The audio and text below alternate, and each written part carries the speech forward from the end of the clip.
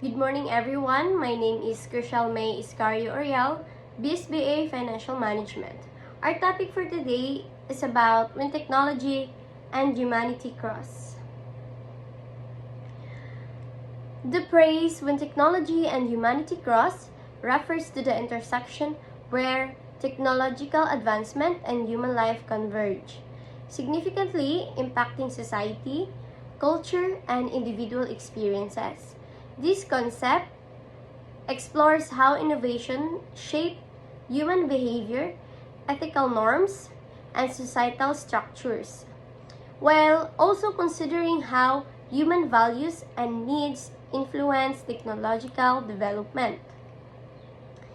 In an era defined by rapid innovation, the intersection of technology and humanity has become one of the most profound and transformative forces shaping our world.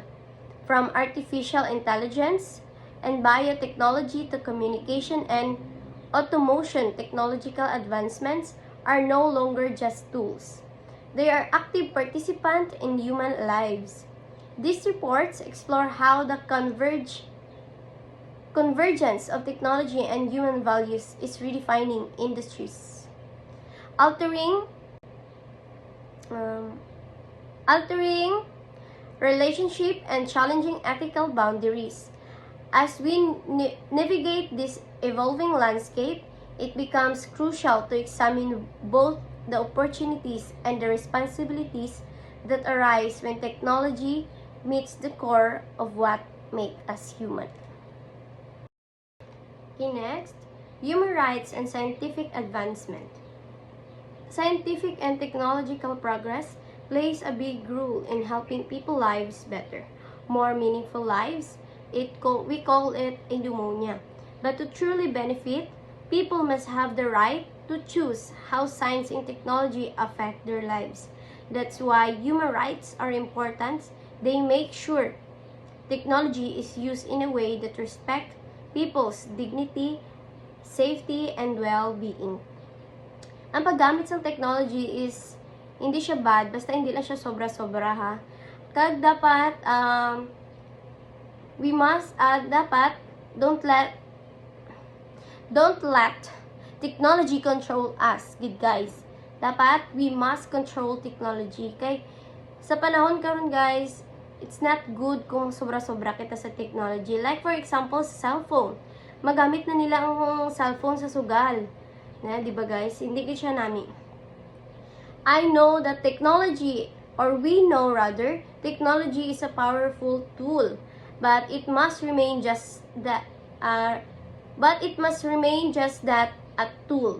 We must not follow it to control our choices, values, or relationship. Instead, we must take responsibility for how it is developed and used. This means setting clear boundaries, making ethical decisions, and ensuring that human judgments always guide technological progress. When we control technology rather than letting it control us, we can harness its potential to solve problems, connect people, and build a better, more human future. According to S. Romy Mukherjee, a senior lecturer in political theory and the history of religions at the Paris Institute of Political Studies, explain a human right-based approach to science, technology, and development. It focuses on making human rights a key part of how the world solves major problems. The UN, or the United Nations, says this leads to fairer and longer-lasting solution by looking at and fixing unfair treatment, inequality, and power imbalances. This approach makes sure that development is based on people's basic human rights. It sees individuals are right holders. Kita to nga mga tao, ang ginatawag nila nga right holders. People who have the right to things like education, healthcare, and safety. At the same time, it sees government as duty barriers. Mga government na sila, ang inatawag nila nga duty barriers. Those responsible for making sure these rights are protected and fulfilled. By focusing on this relationship, it helps guide nation development in a fair and just way. It also helps explain why building strong system, skills, and institutions called capacity development is important so government can better meet the responsibilities and people can better claim their rights. Okay, next, the slide shows the useful documents for a human-based approach to science, technology, and development. Okay, the first column, the documents, the second are the key principles. First, Universal Declaration of Human Rights, Article 27. The key principles are right to benefit from science, protection from misuse, linked to cultural rights. Second, UNESCO stands for United Nations Educational, Scientific, and Cultural Organization. UNESCO status of scientific researchers, 1974. The key principles are science should serve all people, ensure science support a just society, and lastly, monitor development. Second, UNESCO use of scientific knowledge, 1999. The key principles are science for development, support research and sustainability, aid developing nations, and lastly, address pollution, brain drain. A human rights-based approach makes sure science, technology, and development truly help people, according to Mukherjee 2013. Says, human rights shouldn't just be an added moral idea. They should be at the center of how we create policies for a fair and sustainable future. So muna guys, no, dapat hindi gid ang technology ang mamuno sa aton. Dapat kita gid gyapon nga mga tao. Kita gid gyapon ang mag-control, kita gid dapat ang masunod, not hindi ang mga technology. Right? Human rights should be at the core of progress, helping people thrive both individually and as a society. Mukherjee says, they are also right to sustainability and they may function as the golden mean.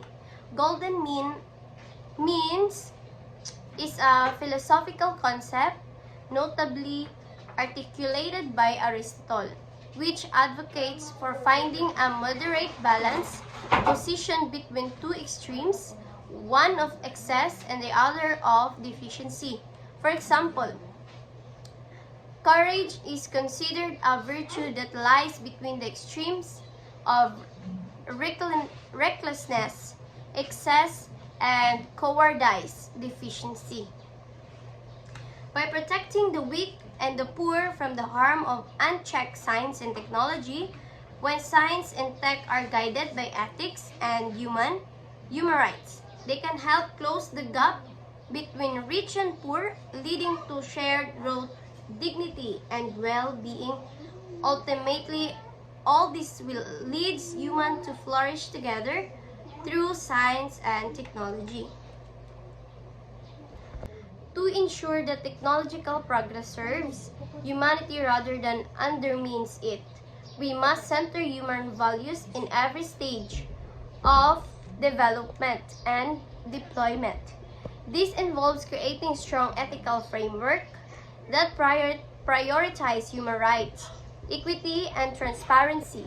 Governments, tech, companies, and civil society must collaborate to establish regulations that prevent misuse, protect privacy, and ensure accountability.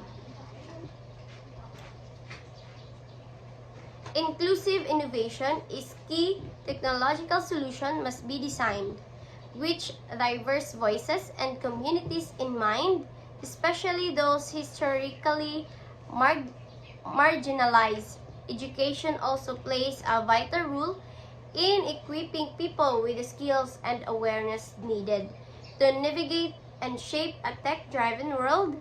Ultimately, it is not just about what technology can do, but what it should do and ensuring it uplift rather than harm the human condition.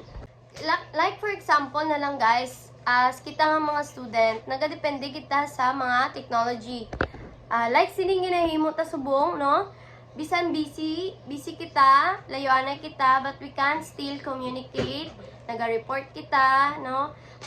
Sa mga ano naman, sa mga workers, like sa mga farmers, ang daw disadvantages sa ila ang mga technology. Sa ato naman yung mga student, advantage sa aton ang mga technology.